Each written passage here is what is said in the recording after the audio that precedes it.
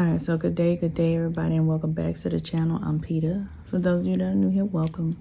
Go ahead and hit like, comment, and subscribe. Tap that notification bell so you can know when I'm uploading to the channel. So today I want to talk to you guys about the rites of passage when it comes to birth. I know in a lot of cultures they say that, you know, when you're pregnant, that's when an ancestor's returning. In my situation, let's just say there was an agreement done with the ancestors to bring forth this life, like a contractual agreement for this life to come forth. All right. As I expressed in another video, for many years, the ancestors had been telling me since like 2019 that another baby was coming. In my brain, okay, I wasn't with it because I'm like, what? No, like I'm too old. You know, and you think about it, like right now I have a kid in high school, one in middle school, going to high school, one in elementary school, and now a newborn, right? And so I'm like, what are they doing? You know, but I agreed that if life was in a certain space, then by all means send it, you know. And I'm telling you, they sent it. They sent it. When they sent this the life to me, I wasn't even aware that I was pregnant at the time. I had all of the symptoms of pregnancy, but every pregnancy test had said that I wasn't pregnant. It wasn't until June that I actually had a confirmed pregnancy test, okay? And so given the fact that the baby came in December, I had to be pregnant since March or April, right? So anywho, this journey for this child had taught me a lot about this process, the entering and exiting process as the life transitions, right? And so therefore I do know that this is a rite of passage, and with this rite of passage, this soul was very communicative from start to finish. This baby told me everything that I needed to know about how to, all the way down to how she wanted her baby shower, which it was listed as a baby shower, but it was actually a welcoming ritual to welcome the soul into the earth, and so into this realm. So what I did for the welcoming ritual is I reached out to all of my loved ones and let them know, like, hey, we're gonna do this baby shower. And at this baby shower, I had an altar. All right, the altar was draped in pink, and it had gifts and things like that. And I'll show you guys like a little snippet of the baby's altar.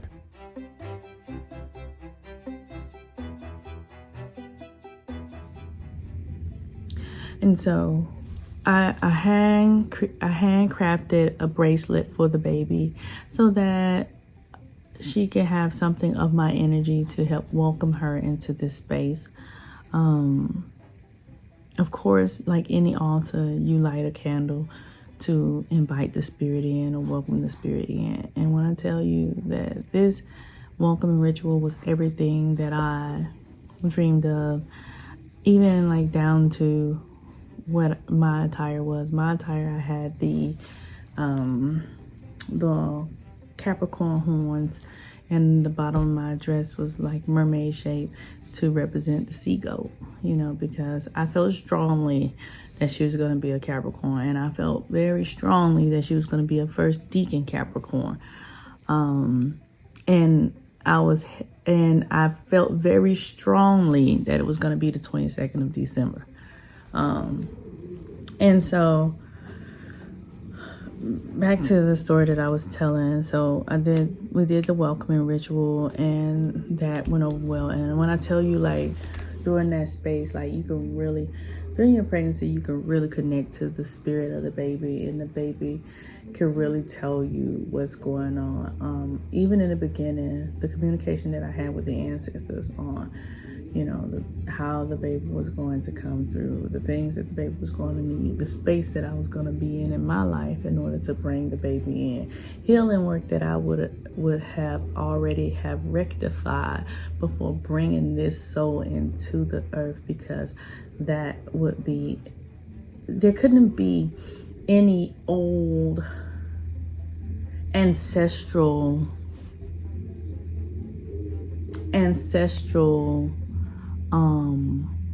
burdens or any type of cosmic abandonment issues or any type of cosmic trauma that would come from the ancestral line when it came to this particular child. Like, this child had to come in a very loving and welcoming state so that the child could feel like it wanted to be here, because all the way up until after the birth, like all the way up into the birth, because after the birth everything was fine for her, but all the way up into the birth there was always this energy of should I be there or not, you know, and all the way up into the birth there was always an attack happening to try to interfere with the vessel, which is me, for bringing a life force forward. I had to, there was one point, I'm fairly healthy. Labs are always good. Like I told you guys in previous videos, I used to have a lot of illnesses and things like that. So I took it upon myself to embark upon a health journey. And I've stuck with this health journey for a decade or more, right? And it's not vegan. I mean, I did vegan for a while. I did alkaline vegan for a while too, but I had to do something that was more sustainable, because when you're, the more that you evolve on this journey, you'll kind of get away from all of what everybody else say that you're supposed to eat, and you'll start going inward, and your inner self will tell you what you need to consume in order to be full and complete, and in order to have the right nutrients or the right substance for your particular DNA, right? For your particular body. And so, but during this pregnancy, I want to say a couple of weeks before she came, on like December 11th, I went to go and see my midwives, and so they did the labs, and on December the 12th, I had to get an iron infusion. My iron was low. I didn't have any backup iron in my reserve pallets when you're looking at the labs. My glucose was very high, and let me tell you, I don't understand how the glucose was high, because the baby did not like no sweets. Like sweets, I could probably take a bite of it, but that was it. So it was just like one of those things. But just labs all over the place. Choline, very, very deficient in choline. And, you know, choline helps with the mind of the baby, and it also helps with the mind of the mother. Not sure if you guys know that. So I started taking, you know, about 1,600 milligrams of choline, probably more, increase in my chlorophyll. I want to say that I was taking about 6,000 IUs of chlorophyll a day. Just increase. I was already taking a lot. You know, I was already taking about 3,000 IUs, but then once this hit, I started taking about 6,000, probably more. Like, I don't know, because I just, you know, and I was taking chlorella and spirulina, just all of the things. And then I started taking liquid iron to assist. Took my labs, did my labs again, still pretty anemic, still pretty low, but it's like, you know what? I don't care what all of this fear stuff is saying. I'm going to do it anyway. So I went ahead and continued to proceed with my natural birth, because I did not want to give birth in the hospital, and I knew I could do it. So in the birthing experience, I was there. Everything was going great. Doing my breath, doing my meditation, listening to high frequency music, you know, everything that I needed to do to ensure the safety of this arrival. And then my body goes into shock. So I was supposed to have the baby on December 22nd. I went into labor at about 3 p.m. that day. And I did all of the laboring at home because I was like, I'm going to go to the birthing center and I'm going to be ready, right? So when I get to the birthing center, it was like 9:42, and I had planned this elaborate setup, y'all. I'm going to show y'all the little clips at the end of this video. I had this elaborate setup because I was going to vlog everything for you guys so that you guys can see it and y'all can see Spirit Soul like really thugging it out with this natural birth. It didn't go like that though. I was extremely exhausted. I was extremely tired. I'm extremely irritable. I could feel the collides in the winter solstice. I could feel the collides of my Cancerian energy. I could feel my Aries MC, and I felt that Capricorn. And let me tell you something about that Capricorn energy. It was no nonsense. It was no nonsense at all. So I go into shock. Next thing you know, I'm taking honey and sugar. All right, one of the midwives gave me honey and sugar. And I remember, because my husband, he's always my doula. You know, he knows all of the ins and outs, because it's been plenty of times where I'm out back in the day and I got something to do, like deliver a baby, and he'll have to come and bring me a herb. So he's very familiar with the work, right? And I went into shock at 11:27. I couldn't push no more, couldn't do anything. I just had to rest, and it was like, you gotta push, and I was like, I'm done. Get me out this water, because I was in the water at first, but I had to get out the water. Got on the bed, you know, I was on that bed for another 2 hours before I decided that, all right, I'm gonna go ahead and push. She was hurting so bad just sitting right there, but I was so energetically drained, depleted of all my energy. I couldn't do anything. And so the next thing you know, I ended up going into like a little bit of delirium. All of the breathing techniques stopped. All of that stopped. Like I was done with that. It was like, she needs to get out, and she needs to get out right now. And that's what we did. And I yelled to my husband. I said, fire, because there's a ring of fire that comes when you're giving birth. And that's the only part that really, really, really hurts on the natural. Everything else is all a mental game, because up until that point, totally fine, just exhausted, right? I went into shock, not because of my mind. I went into shock because I was in extremely hot water, and one of the students misunderstood something that I said. And I was okay with the students working on me, because who better to work on than somebody who has experience and has multiple children. So it's okay, you know. And she wasn't doing anything out of the ordinary. But when I told her that I needed cold water added to the water, she brought a cold rag. And when she put that ice rag on my cervical, I went into complete shock. It was like two different temperatures just hit me all at once, and that's what sent me into shock. So it was nothing, you know, it was just this person, this energy misunderstanding, and in this misunderstanding allow an energy in to create a chaotic situation. And guess what? It didn't work. It just went to, because I was very aware of what was happening. And like I said, I had already briefed my husband about the ring of fire. So when I yelled fire, my husband came, he grabbed my leg, pulled it as high as he could, and my water broke, and baby girl just started coming out. All right. And so after that, I was just completely fine. Nothing else, you know. And so what I did, I ended up having her do a delayed clamping. I did delayed clamping for like 2.5 hours until the placenta completely stopped pulsing.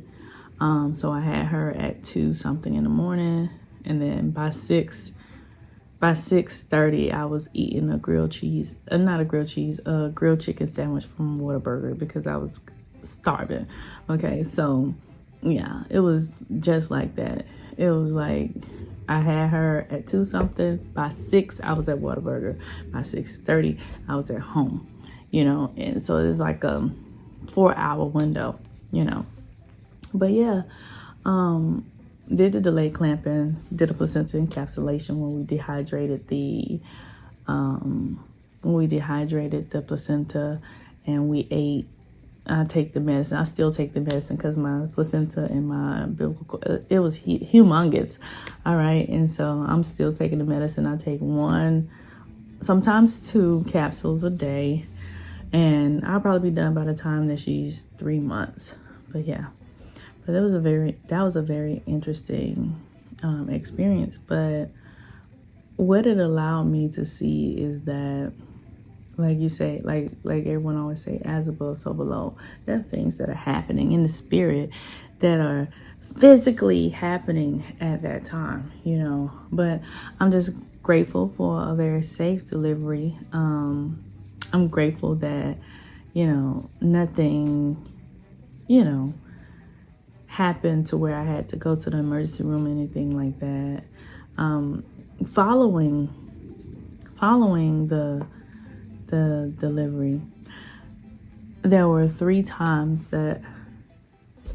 each week on a Thursday that I was having fevers and feeling weak and lethargic, low energy. And so I'm like, well, this is not good. So I really thought I was probably experiencing some sepsis, you know, but it was just the breast, when you don't get the milk out, the, what is it called, mastitis or something like that. That's all it was. And I was grateful for that, because I'm like, okay, look at these minor intrusions or these minor delays that are coming in and interfering with this experience that I'm having. So all I've been doing really is just resting and reflecting and paying attention to a lot of the things.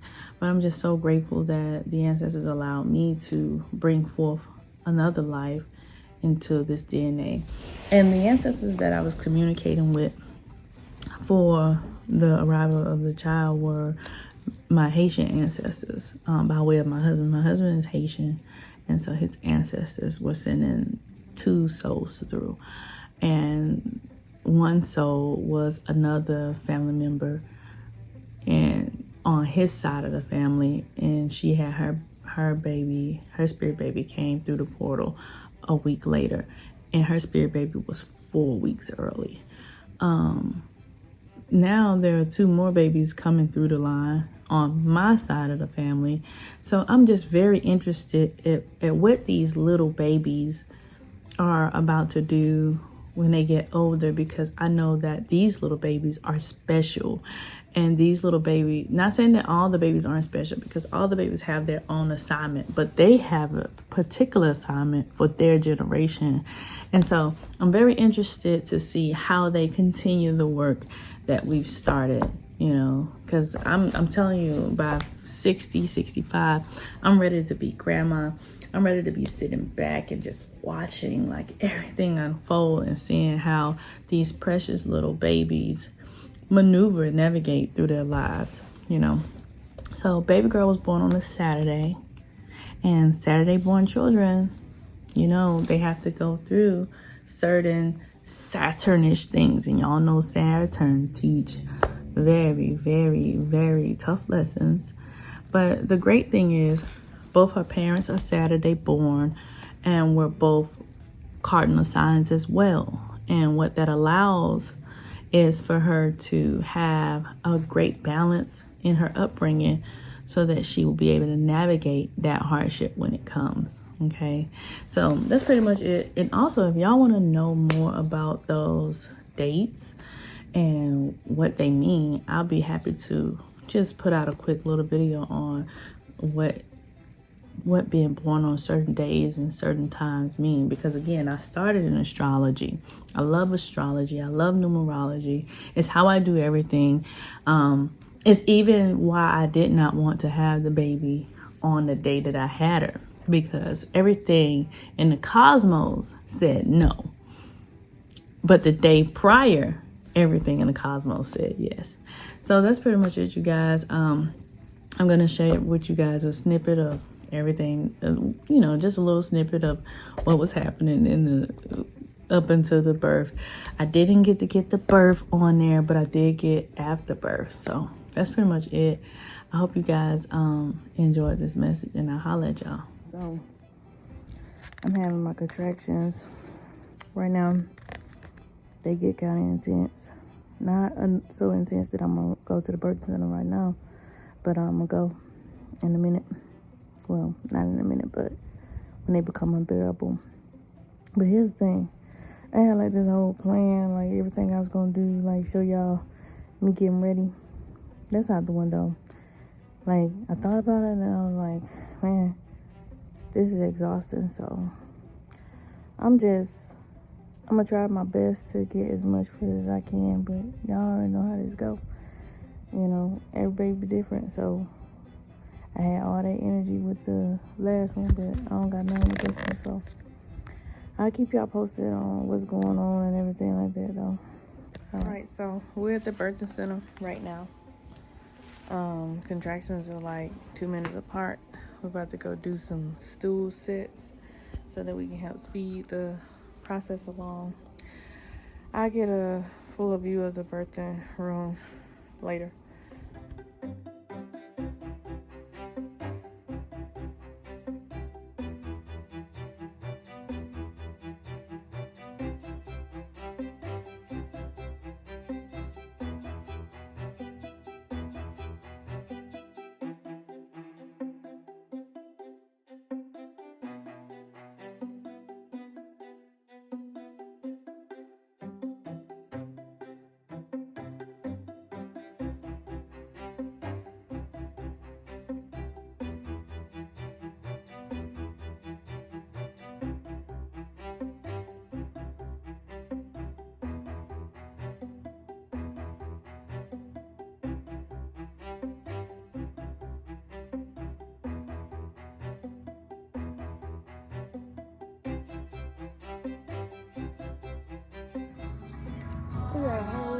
Say hey, Mom.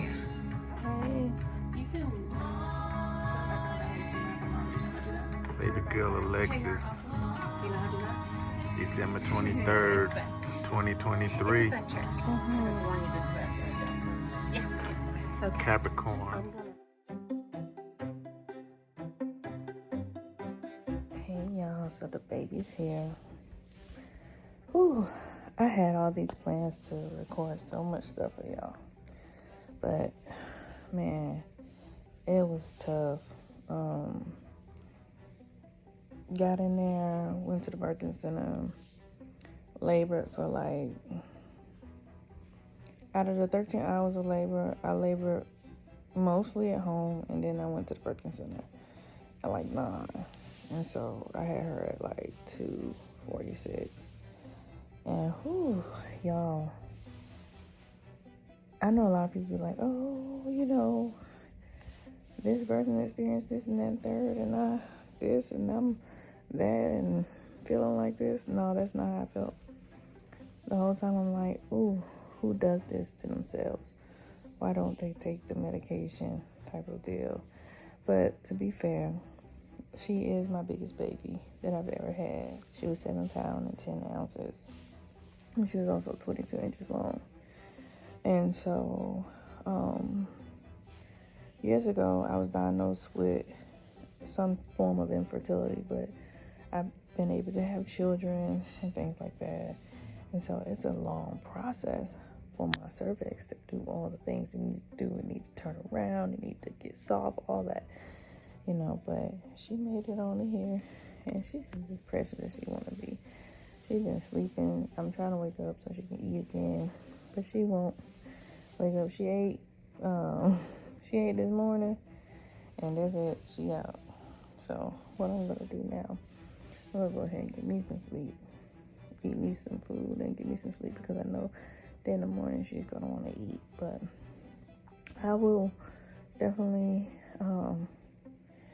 share more about the experience inside of the video, and just all the amazing things that took place in order for this little one to come on the winter solstice.